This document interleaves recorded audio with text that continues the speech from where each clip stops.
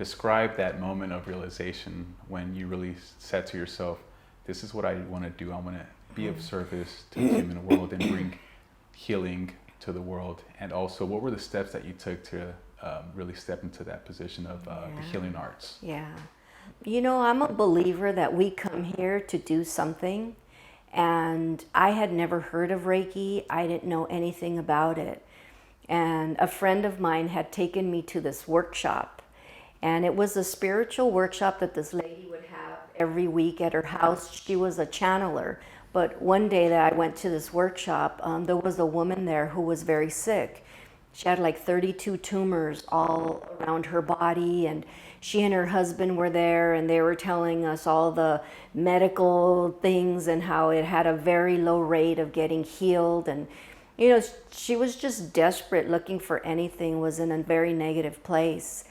And so in that meeting, there was probably about 15 to 18 people there, and many of them were Reiki trained. And they put the sick woman in the center, and they just started working on her.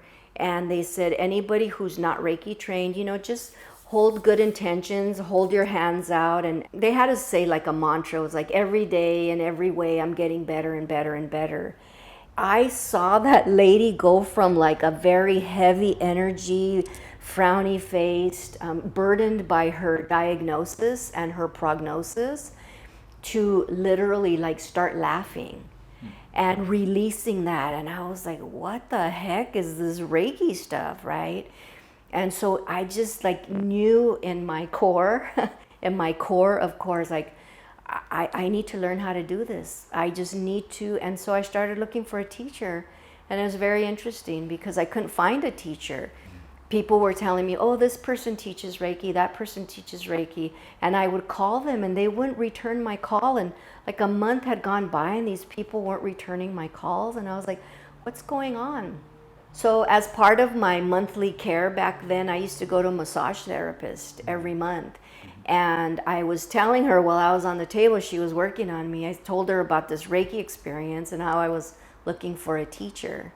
And she says, oh, I'm a Reiki master. I've been giving it to you in your massages these past 10 years you've been coming to me. So boom, like it was right there. You know, I found my teacher and I signed up for the class, and she trained me. And then immediately the next day I had a situation come up at my home where we had a rabbit and he had dislocated his leg. He had a bone jutting out of his fur. He had gotten something stuck around his foot and he was pulling on it. And so I literally got Reiki trained on Sunday, and this happened Monday. And I said, I don't know what I'm doing, but I worked on the rabbit, and he stopped and he hopped away for a second and came back, and he had popped that bone back into his hip.